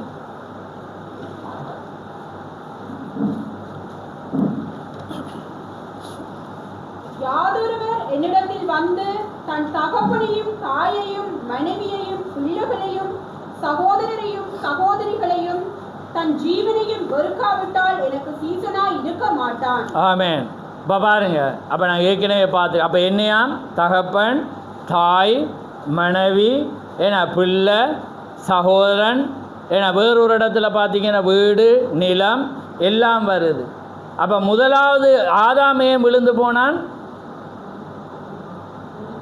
அவன் என்ன செய்கிறான்? அது தேவன் ஏற்கனவே வார்த்தையை சொல்லியிருந்தேன். அந்த வார்த்தையை என்ன செய்தான்? மனைவியோட வார்த்தைக்கு செவி கொடுத்து அவன் என்ன செய்தான்? அவளை காப்பாற்றுவதாக விழுந்த வேளையில் எங்கேருந்து பிரிஞ்சு போனான்? ஏதேனில் இருந்து. ஆனால் இங்கே இயேசு கிறிஸ்து வர்ற வேளையில் என்ன சொல்கிறேன்? தகப்பனையாவது, தாயையாவது, கணவனையாவது, மனைவியாவது, சௌரனையாவது, பிள்ளையாவது, வீடையாவது, நிலங்களையாவது இதை விட்டு பிரிகிறவன் என்னுடைய சீசனாக, ஏன்னா பிரிகிறவன் தான் என்னுடைய சீசனாக இருப்பான். இதை விட்டு பிரியாதவன் என்னுடைய சீசனாய் இருக்கேலா. அப்போ உலகதான் உங்களுக்கு. அப்போ தேவனுடைய ராஜ்யத்தின் வழியானது ஒருவருக்காக ஒருவர் என்ன செய்கிறது இல்லை, ஏற்றுக்கொண்டு எங்கட ஆத்துமாவை இழந்து போவதல்ல. இந்த கடைசி காலத்தில் தேவன் ஒரு மனவாட்டி ஆலயமாக தெரிந்தெடுத்தா அவர் உங்களோடு இருந்தண்டா இந்த பிரிவினவர். ஆமென். இந்த பிரிவினை பிரிஞ்சு தான் நீங்கள் தேவனுக்காக வந்தால் தான் தேவன் ஆசீர்வாதத்தை நீங்கள் என்ன செய்யலாம்? பெற முடியும். ஏன்னா இது இந்த கடைசி நாட்களில் தேவன் எங்களுக்கு கொடுக்குற ஸ்லாக்கியமாக இருக்குது. இது கடினமான உபதேசமாக இருக்கலாம். தீகசி அதான் சொல்கிறேன், நீங்கள் இதை கவனமாக பயபக்தியோடு நீங்கள் அணுகாவிட்டால் உங்களுக்குள்ள வேதனை வரும். ஏன்னா ஒரு சிந்த வித்தியாசப்படும். ஏனண்டா இது இப்படியா கொடூரமானவர். ஆனால் நீங்கள் அப்படி நடந்தால் தேவன் திருப்பி தருவேன். நீங்கள் எதை இழந்தீங்களோ அது திருப்பி தருவேன். ஆனால் நாங்கள் என்ன செய்கிறோம்டா, ஆதாம் ஏவாளை போல் நாங்கள் எப்பயுமே இருக்க விரும்புகிறதுனால தான் எங்களுக்குள்ளே என்ன செய்கிற தொடர் அணியாக நாங்கள் அதே ஆதாம் ஏவாள் செய்தது நிமித்தம் என்ன வந்தது? துன்பம், கஷ்டம். ஒண்டா போனாங்க, ஒண்டா பிரிஞ்சாங்க, என்ன நடந்துச்சு? அதே பிரச்சனை வந்துச்சு. இதே ஆதாம் என்ன செஞ்சிடா, சரியாக அப்படியே நின்றிருந்தால் என்ன நடந்திருக்கும்? காட்சியே மாறி இருக்கும். புரியுதா உங்களுக்கு? ஆனால் தேவன் ஒரு காட்சியை அவர் நியமித்திருந்தபடினால் அது ஏற்பட்டது. ஆமென். ஏன்னா நீங்களும் நானும் திரும்ப வரணும். ஆனால் அது இனியே ஏற்படாதவண்ணம் தேவன் தன்னுடைய வார்த்தையை அவர் அங்கே வைத்து. அப்போ அதனால் தேவனுடைய ஆவி இருக்க மட்டும்தான் எப்பயுமே தேவண்ட பிரிவினை, அது எப்பயுமே அவிசுவாசத்தோடு எங்களுக்குள்ள ஒரு பிரிவினை ஏற்படுத்தி கொண்டே இருப்பேன். அதான் தீக்க சொல்கிறேன். நான் அதை கடைசியாக பார்க்குறேன் பாருங்கள். 110வது பந்தியில் அவர் சொல்ல பாருங்கள், அதுவல்ல, தேவன் ஒரு கூட்ட ஜனங்களுடன் ஈடுபடுவதில்லை. தேவன் ஸ்தாபனத்தோடு ஈடுபடுவதில்லை. அவர் உங்களுடன் தனிப்பட்ட நபர் என்னும் முறையில் ஈடுபடுகிறார். தேவன் எப்படி ஈடுபடுறார்னா தனிப்பட்ட ஒரு நபர் அடிப்படையில் ஈடுபடுகிறார். தனிப்பட்ட நபர்களாக பரிசுத்த ஆவியினால் அபிஷேகம் பண்ணப்படுகிறோம். பரிசுத்த ஆவியின் அபிஷேகத்தை நாம் பெறும்போது நாம் ஒருமித்து அவருடைய சரீரத்துக்குள்ளான ஞானஸ்தானம் பண்ணப்படுகிறோம். நாம் தனிப்பட்ட நபர்களாக ஒவ்வொருவரும் பரிசுத்த ஆவியின் அபிஷேகத்தை பெறுகிறோம். தேவன் ஒவ்வொருவருடன் ஈடுபடுதல், அதுவே அவருடைய நோக்கமாயிருக்கிறது. பூமியின் எல்லா பாகங்களிலும் அவர்களை பரவ செய்து தனிப்பட்ட நபருடன் ஈடுபடுதல். ஆனால் அதற்கு பதிலாக என்ன நேர்ந்தது? தேவன் காயினின் ஜனங்களையும் சேத்தின் ஜனங்களிடமிருந்து பிரிக்க வேண்டியதாயிருந்தது. அவர் காயினை அனுப்பிவிட்டார். அவர் தாம் சபையுடன் ஈடுபடுவதற்கென அவர்களை வேறு பிரித்தார். கவனியுங்கள், காயின் பிரிக்கப்பட்டான். இப்பொழுது கவனியுங்கள், தேவன் ஏவாளின் பொல்லாத காயின் ஆதாமின் பரிசுத்த தேவனிடமிருந்து பிரித்தார். அவர் அவ்விதம் செய்வார், அதுதான் நியதியாயிருக்கிறது. ஆமென். எப்பயுமே தேவன் என்ன செய்கிறார்? அந்த பிரிவினையை அவர் எப்பயுமே அவர் ஏற்படுத்துகிற தேவனாயிருக்கிறார். ஏனென்றா தேவன் எப்பயுமே தேவன் ஆவி ஒரு மனிதனுக்குள்ளே வர்ற வேளையில் என்ன ஏற்படுமெண்டா எப்பயுமே பிரிவினவர். என்ன பிரிவினண்டா வார்த்தைக்கு புறம்பான எதோடையும் அவர் என்ன செய்வார்? பிரிவினை. ஆனால் நீங்கள் அதே ஆதாமும் ஏவாளும் போல் நீங்கள் இன்றைக்கும் நீங்கள் இருப்பை விரும்புவீங்கண்டா அதே காட்சியான ஒரு நாள் தேவன் இந்த நாட்களில் அவர் வரப்போகிறாரண்டா என்ன ஏற்பட போகுதுண்டா உங்களுக்கு என்ன ஏற்படும்? வெட்கம் பெறப்போம். ஏன்னா தேவன் உங்களை குறித்து என்ன செய்ய போகிறார்? வெட்கப்பட போகிறார். ஏனென்றா உங்களுக்கு ஒரு தர்ம சங்கடம் வரும். ஏனென்றா நீங்கள் உலகத்துக்காக நடக்கிறத தேவன் எப்பயுமே விரும்பேன். தேவனுடைய வார்த்தைக்காக எப்பயுமே நீங்கள் வைராக்கியமாக இருந்து அதனால் எத்தனை இழப்புகள், எத்தனை பிரிவினைகள், எத்தனை காட்சிகள் வந்தாலும் தேவனுடைய வார்த்தைக்காக ஒரு மனிதன் இருப்பானானா அவனை தான் அவர் விரும்புகிறது. அதனால தான் அந்த வேதம் எல்லாமே அப்படிப்பட்ட மனிதர்களை என்ன செய்ததென்றால் சாட்சியாக எழுதி வைத்தது. ஆனால் இன்றைக்கு நாங்கள் அதே ஏதேனின் காட்சியோடு நாங்கள் எப்பயுமே இருக்க விரும்புகிறோம். நாங்கள் ஒருவர் என்ன செய்கிறோம்? காப்பாற்ற முயற்சிக்கிறோம். ஒருவருக்காக ஒருவர் நாங்கள் என்ன செய்கிறோம்? ஒரு பாவத்தை நாங்களே தேடிக்கொள்கிறோம். ஆனால் தேவன் ஆதாமுட வார்த்தை, தேவன் ஆதாமுக்கு கொடுத்த வழியில் ஆதாம் சரியாக தேவனுடைய வார்த்தையோடு நின்றிருப்பானண்டா அந்த காட்சி என்ன செஞ்சிருக்காது? மாறா. அதனால தான் தேவன் என்ன செய்கிறேன்டா ஒருபோதும் சந்தேகிக்காத ஒரு மனவாட்டி அவர் தெரிந்து கொள்ளதான் தேவன் தன்னுடைய முழு வெளிப்பாட்டையும் அவர் என்ன செய்தார்? தன்னை அவர் கொடுத்தார். ஆமென். அப்போ அதனால தான் எங்கே பிரியோனும், எதில் பிரிவினையை கொண்டு வரணும், எதில் நாங்கள் வேறு பிரியோனும், எதில் இணையோனும் என்பதுக்கு ஒரே ஒரு ஈஸியான வழி தேவன் எங்களோடு வருவது. ஆமென். தேவன் தான் என்ன செய்வார்? எப்பொழுதும் தேவன் ஆவி எங்களுக்குள்ளே இருக்கிற வேளையில் அது எப்பயுமே வேறு பிரித்து ஒன்று, அது ஃபில்டர் ஆகிருக்கு. அது என்ன செய்யுமெண்டா அழுக்கானதை, புறம்பானது எப்பயுமே என்ன செய்யும்? இசைந்து போகாத வண்ணம் எப்பயுமே பிரிவினை. பாருங்கள், ஒருவரால் ஒருவர் ஒன்றை இழந்து போனாங்க. அதே காரியத்தை நாங்கள் இந்த கடைசி நாட்கள் இழந்து போகக்கூடாதுன்று தான் தேவன் ஒரு தீர்க்கதரிசி அனுப்பி தேவன் அதே காட்சியை மீண்டும் என்ன செய்கிறார்? என்ன காண்பிக்கிறார். அதனால தான் இது எல்லாமே எங்களுக்கு திஷ்டாங்கமாக வைக்கப்பட்டது. அதான் யூதா சொல்கிறான், முன்னமே அவர்கள் இழந்து போனது போல் நீங்கள் இழந்து போகாத வண்ணம், எதனால் அவங்க முறுமுறுத்தாங்க, எதனால் களவு செய்தாங்க, எதனால் வேசித்தனம் பண்ணாங்க, என்னென்ன பாவத்தை செய்து அதே நாமும் செய்து இழந்து போகாத வண்ணம் என்று அவன் என்ன செய்கிறான்? எங்களுக்கு எச்சரிக்கிறதுக்கு காரணம் என்னென்றா எல்லாமே திஷ்டாங்க. அதே போல தான் இந்த ஏதேனுடைய காரியம். 24 பாருங்கள், இயேசு லாசருவின் கல்லறைக்கு சென்று, நானே உயிர்த்தெழுதலும் ஜீவனுமாக இருக்கிறேன், என்னை விசுவாசிக்கிறவன் என்று அவர் சொன்னார். அப்போ பாருங்கள், அதனால் தான் பிலீவ் இன் ஒன் மீ. பாருங்கள், பிலீவ் இன் மீக்கும் பிலீவ் ஒன் மீக்கும் அங்கே வித்தியாசம் பாருங்கள். அதனால் அவர் சொல்கிறேன், என் மேல் விசுவாசமாயிருக்கிறவன் அல்லது நான் என்னில் விசுவாசமாயிருக்கிறேன், அவரில் இருந்து கொண்டு என்னில் விசுவாசமாயிருக்கிறோம். அப்போ அவரில் நாங்கள் என்ன செய்கிறோம்? இருந்து கொண்டு நாங்கள் விசுவாசிக்கிறவன் தான் என்னையா மரித்தாலும் பிழைப்பான். விளங்குதா உங்களுக்கு? நீங்கள் அவரை விசுவாசிப்பதனால அவரில் இருந்து கொண்டு நீங்கள் விசுவாசிக்கிறவன் மரித்தாலும். நாங்கள் இயேசுவை எல்லாரும் விசுவாசிப்பாங்க, கடவுள் உள்ளன்னு எல்லாரும் விசுவாசிப்பாங்க. ஆனால் அவரில் இருக்கிறீங்களா என்பதுதான் பாயிண்டாக இருக்கு. அவர் உங்களோடும் நீங்கள் அவரோடும் இருந்தோண்டு விசுவாசித்தாதான் நீங்கள் மரித்தாலும் நீங்கள் பிழைப்பீங்க. பாருங்கள், அதனால் அவரில் இருந்து கொண்டு விசுவாசித்தல், நீங்கள் என்னிலும் என் வார்த்தை உங்களிலும் நிலைத்திருந்தால், பாருங்கள், நீங்கள் என்னிலும் என் வார்த்தை உங்களிலும் நிலைத்திருந்தால், அவரில் நிலைத்திருந்து விசுவாசித்தல், ஓ என்ன பரிசுத்த ஆவியானவர் அதை உங்களில் ஆழமாக பதிய செய்வார் என்று நான் விசுவாசிக்கிறேன் என்று தீர்க்க சொல்ல. ஏன்னா இந்த செய்தி எல்லாருக்கும் இல்லை, எல்லாராலையும் மேலாது கஷ்டமான ஒரு காரியம். ஏன்னா அதனால தான் அவர் என்ன செய்கிறாராம்? தேவன் என்ன செய்கிறார்? எல்லாரோடையும் அவர் இருக்க விரும்பலையா? அப்படி இருக்க வேதவசனம் இருந்துச்சா இல்லையா? அப்படி இருக்கு. அதனால தான் அவர் என்ன, யோவான் 6 வாசிச்சிங்கன்னா தெரியும், அவர் என்ன செய்கிறாருண்டா அப்படியே எல்லாரும் வர அவர் என்ன செய்தாராம்? வேறு பிரிக்க விரும்பினார். அப்போ அவர் சொல்ல, என் மாமிசத்தை புசித்து என் இரத்தத்தில் பானம் இல்லாதவனுக்கு ஜீவன் இல்லைன்னொன்னா எல்லாம் ஓடிட்டான். ஆனால் 70 அவரோடு இருந்த சீசர்கள். ஏனென்றா இது கடினமான. அப்போ வேதம் என்ன சொல்லுதுண்டா, அவர் எல்லாரோடையும் அவர் இருக்க விரும்பேன். அவர் தம்மால் தெரிந்து கொள்ளப்பட்ட ஜனங்களோடு இருக்கவே அவர் விரும்பினார். ஏனென்றா எப்பயுமே இருளும் வெளிச்சம் உண்டாயிருக்கலாம், பிழையும் சரியும் என்ன செய்யலாது உண்டாயிருக்கலாம். அப்போ அதனால் தேவன் என்ன செய்தாராம்? சிலதை கடினமாக கொண்டு வர விரும்பினார். ஏனென்றால் அப்படியாக எல்லாத்தோடையும் அவரால் ஓடலாம். ஏன்னா ஓடினா அது ஜெயிக்க முடியாது. தேவன் ஆசீர்வாதத்தை பெறணுமெண்டா நாங்கள் எல்லாத்தையும் நாங்கள் என்ன செய்யணும்? வெறுக்க வேண்டிய ஜனமாக இருக்கிறோம். ஆமேன். நான் டைம் நேரமாகுது, நான் முடிக்க போகிறேன். பாருங்கள்,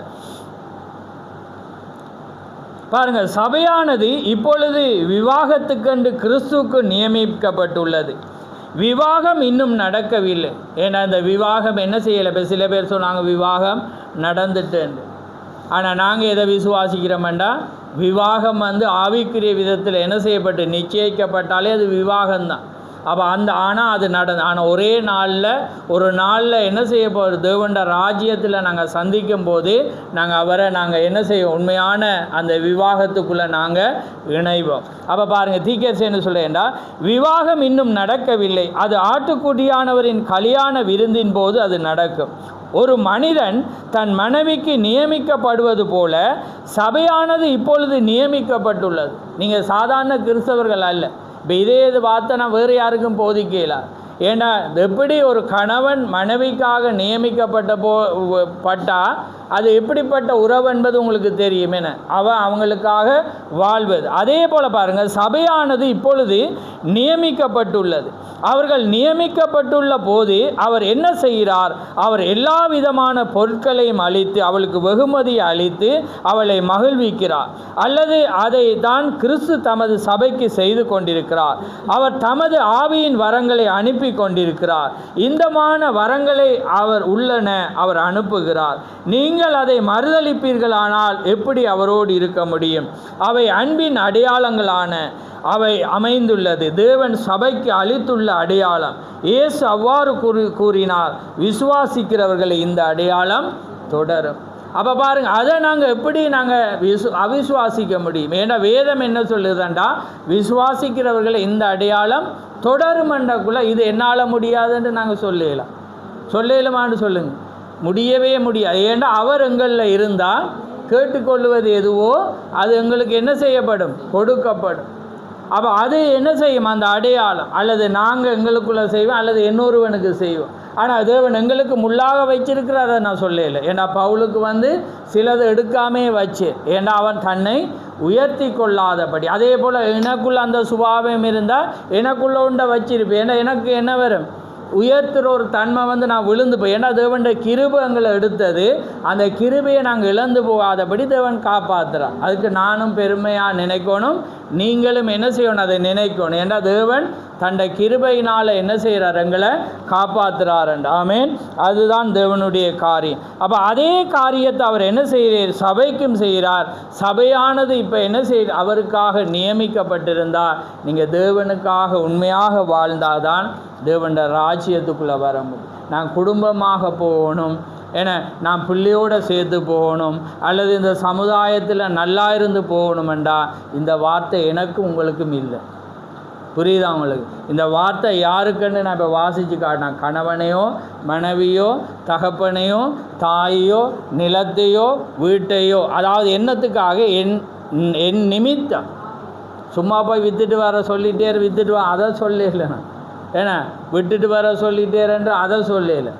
தேவண்ட வார்த்தைக்கு யுத்தம் அப்போ ஆரம்பிக்குதோ அதனால் நீங்கள் எதை பிரிகிறீங்களோ அதை நூறந்தனையா, ஒன்றுமில்லை ரெண்டுமில்லை, நூறந்தனையாண்டா உங்களுக்கு வீட்டிலே சேர்க்கலாம் போய். அப்படி தானே அவர் சொல்லு, நீ இதை செய்து பார், வானத்தின் பலனிகளை திறந்து இடங்கொள்ளாமல் ஆசீர்வண்டா யார் காரணம்ண்டா நாங்கள் தான். ஆனால் தேவண்ட ஆசை அப்போ நூறந்தனையாண்டா அது பொருந்தும். என்ன அப்போ தேவன் என்ன செய்வார்ண்டா? இது வேறு எதை ஜோசியம் தகப்பன் 100, ஏன்னா மனைவி 100 இதுதான். ஏன்னா ஹமாஸ் செய்கிற காரியம் இது. அதுக்காக தான் அவங்க சாக துணிகிறாங்க. ஏன்னா இல்லை அங்கே நிறைய தருமண்டு. ஏன்னா அதை சொல்ல வரையில் தேவன் என்ன செய்வார்? தேவன் ஆசீர்வாதத்தை தேவன் நிச்சயமாக அவர் தருவார். ஆமென். அது நித்தியமாக தேவனுடைய காரியங்கள் எங்களுக்குள்ளே இருக்குது. அப்போ நான் சொல்லி முடிக்க போகிறேன் பாருங்கள். அதனால் பாருங்கள், தேவண்ட சபையானது அங்கே கிறிஸ்துக்காக நியமிக்கப்பட்டிருக்கிறது. அதனால் நீங்கள் இன்றைக்கி ஆதாம் ஏன் இப்போ இந்த ஆதாமுடைய காரியத்தை நாங்கள் இப்போ பார்க்குறோம்டா, ஆதாம் ஏன் இழந்தானண்டா அது ஒருவர் தாங்க போய் தான். ஆமென். ஆனால் இன்றைக்கு தேவனுடைய வார்த்தை என்ன செய்கிறதுண்டா, உங்களை தேவனோடு ஒன்றாக இருக்கிற வேளையில் உங்களுக்கு நீங்கள் அதுக்கு பிறகு வேதனை அடைய தேவன் விரும்ப மாட்டேன். நீங்கள் கவலைப்படல அவர் என்ன செய்ய மாட்டேன்? அவர் விரும்ப மாட்டேன். விரும்புவேரா? அதனால தான் வேதம் என்ன ஆதியாமத்தில் என்ன சாரால் நகைக்கிறான். ஆனால் தேவன் என்ன செஞ்சிருக்கலாமாம்? அவர் தாண்டி போய் அடிச்சிருக்கலாம். ஆனால் அவர் ஏன் அடிக்கலைண்டா ஆபிரகாம் வந்து சாராளை நேசித்தான். அப்போ அது நிமித்தம் தேவனால் கடக்க முடியாமல் போனது. ஏனென்றா அதே தேவன் வாக்கு தத்தத்தை தான் தேவன் எங்களுக்கும் தந்திருக்கிறார். நாங்கள் உண்மையாக நேசித்து நாங்கள் தேவன் பக்கம் சார்ந்திருந்தா எங்கள் நிமித்தம் மற்றவங்களை காப்பாற்ற. ஆனால் இன்றைக்கு நீங்களும் நானும் செய்கிறது அதல்ல. நாங்கள் என்ன செய்து கொண்டிருக்கிறோம்டா தேவன் உண்டாயிருக்க விரும்புகிறாருன்னு நாங்கள் குடும்பமாக உண்டா ஏன்னா இருக்கணுமென்று நாங்கள் செய்து நாங்கள் என்ன செய்கிறோம்டா தேவண்ட வார்த்தையை நாங்கள் இழந்து போகிறோம். ஆனால் தேவண்ட வார்த்தைக்காக உண்மையாக நாங்கள் என்ன செய்யணும், இருக்க விரும்பணும். நான் ஒரு பாயிண்ட்டை மட்டும் வாசிச்சுட்டு முடிக்கின்றா. இது முக்கியமான ஒரு பாயிண்ட் உண்டு. நான் அதை வாசிச்சுட்டு நான் அந்த செய்தியை நான் முடிக்கிறேன்.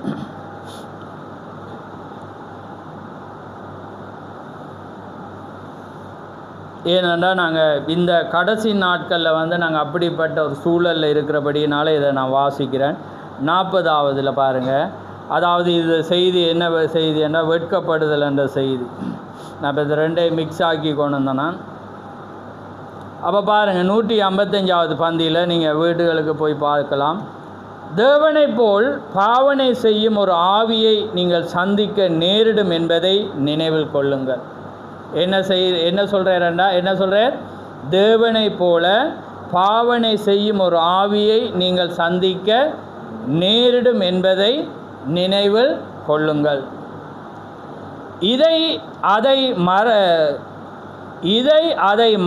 மற்றதை செய்யும் ஒரு ஆவியை நீங்கள் சந்திக்க நேரிடும். அதை சற்று பின்தொடர்ந்து சென்று அது தேவனுடைய வார்த்தையுடன் எப்படி ஒப்பிடுகிறது என்பதை கவனியுங்கள். நீங்கள் ரட்சிக்கப்பட்டீர்கள் என்று உங்களிடம் கூறும் ஒரு ஆவியை நீங்கள் சந்திக்க நேரிடும். அதாவது நீங்கள் ரட்சிக்கப்பட்டீர்கள் என்று உங்களிடம் கூறும் ஒரு ஆவியை நீங்கள் சந்திக்க நேரிடும். உங்களுக்கு அது ஒரு மகிமையான உணர்வை கொடுக்கும். இப்போ நான் உங்களை சொல்கிறேன்னு நீங்கள் ரட்சிக்கப்பட்டீங்க ஏன்னா பிறர் வேண்டாம், அது உங்களுக்கு என்ன உணர்வை கொண்டு வரும்? மகிழ்ச்சியான. ரைட். நீங்கள் சத்தமிட்டு கூச்சலிடலாம், ஆனால் அது ஒரு வார்த்தையை மறுதளிக்குமானால் வார்த்தையை எழுதின அதே பரிசுத்தாவி எப்படி தம்முடைய சொந்த வார்த்தையை மறுதளிக்க முடியும்? அந்த ஆவி தேவனுடைய வாக்குத்தத்தம் ஒவ்வொன்றுக்கும் ஆமேன் என்று நீங்கள் கூறி ஆமோதிக்க வேண்டும். அப்படி அது செய்யாவிட்டால் நீங்கள் தேவனை சந்திக்கவில்லை என்று அர்த்தமாகிறது. அது வஞ்சிக்கும் ஆவி. இன்று உலகம் அப்படிப்பட்ட ஆவியால் நிறைந்துள்ளது. விளங்குதா உங்களுக்கு? ஏன்னா இந்த ஃபைனல் நாட்களில் அப்படிப்பட்ட ஆவியை உங்களுக்கு ஒவ்வொரு மனிதனும் சந்திக்க நேரிடும் என்று தீர்க்கதரிசனமாய் உரைக்கப்பட்டிருக்கு. ஆமென். வேதமும் அதை உரைக்கிறது தீர்க்க.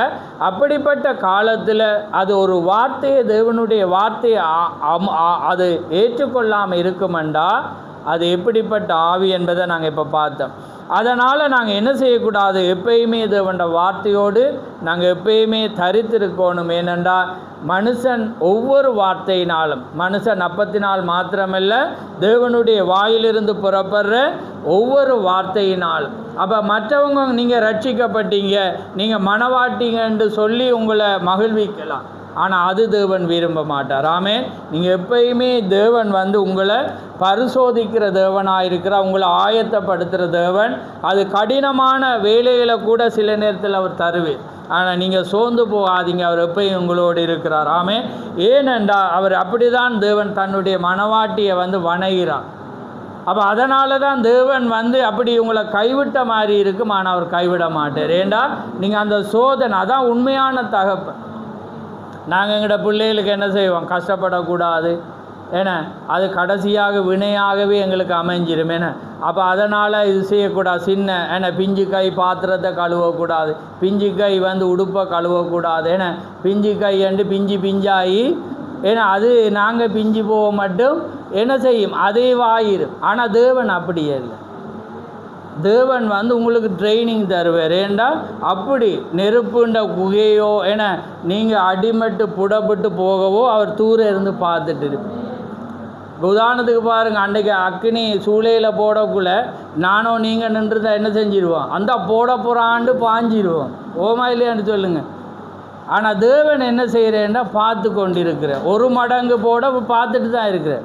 7 மடங்கு போடக்குள்ளே போடுறவனு இருந்தோன்னு தான் அப்போ தான் அவர் இறங்கி அப்பையும் போட்டுட்டாங்க. ஆனால் அதுக்குள்ளே அவர் வாராமே. அதுதான் தேவனாக இருக்க. ஏண்டா சில வார்த்தைகளை நாங்கள் செய்யக்குள்ள கடினம் வந்து, ஏண்டா பிள்ளையாண்டானே நடக்க வேண்டிய வழியில் நடத்து. ஏன்னா நாங்கள் புறம்பை கையாளாதவன் பகைக்கிறான்டா சபையை வந்து கடினமாக தான் கொண்டு போகணும். ஏன்னா அதுதான் தேவனுடைய ஸ்டைலாக இருக்கிறது. ஏன்னா அதுதான் தேவனுடைய காரியம். அதனால தான் இன்றைக்கு நாங்கள் என்ன செய்கிறோம்டா, நாங்கள் மெதுவாக நடத்த போய் தான் இன்றைக்கு பெரிய இழப்புக்களை நாங்கள் என்ன செய்திருக்கிறோம்டா சந்திக்க காரணமே நாங்கள் இன்னொருவர் இரக்கத்தினால் அந்த இரக்கம் வந்து இன்றைக்கு என்ன செய்யப்பட்டிருக்கிறது, வினையாக இன்றைக்கு அமையுது. ஆனால் தேவண்ட வார்த்தையில் நாங்கள் எப்பயுமே கடினமாக இருக்கணும். அதை தான் நீங்கள் நிறைய காரியம் உங்களுக்கு செய்தியோடு இருந்தால் உங்களுக்கு தெரியும். நான் என்னத்தை உங்களுக்கு சொல்ல விரும்பினா, செய்தி எப்பயுமே உங்களுக்குள்ளே வச்சிருங்க. அந்த செய்தி தான் உங்களை கண்காணிக்க முடியும், செய்தி தான் இனங்காண முடியும், செய்தி தான் உங்களை வழி நடத்த முடியும். தேவண்ட வார்த்தை எப்பொழுதும் உங்களுக்குள்ளே இருந்தால் நீங்கள் தேவண்ட ராஜ்யத்துக்காக ட்ரைனிங் கொடுக்குறீங்க. தேவண்ட ராஜ்யத்துக்காக நீங்கள் வழி நடத்துகிறீங்க. அது கடினம்தான், ஆனால் அதுதான் நித்தியமாக இருக்கிறது. அப்போ தான் உங்களோட பிள்ளைகள் அழியாத வண்ணம், உங்களோட பெற்றோர் அழியாத வண்ணம், சபையானது அழியாத வண்ணம் நித்தியமாக எப்பயுமே மகிழ்ச்சியாக இருக்கோம்டா தேவன் அப்படிப்பட்ட காரியத்தை அவர் விரும்புகிற தேவன். அதனால் கர்த்தர் தாமே உங்களை ஆசீர்வதிப்பாராக. ஆமென். நாங்கள் யாவரும் எழுந்திருந்து தலைகளை நாங்கள் தாழ்த்துவோம். நன்றி ஆண்டவரே, நன்றி கர்த்தாவே, மகு சோத்திரம் ஆண்டவரே, சர்வலவரே மகு சோத்திரம், சோத்திரம் ஆண்டவரே, பரிசுத்தரே மகு சோத்திரம். நன்றி கர்த்தாவே, மகு சோத்திரம், சோத்திரம்.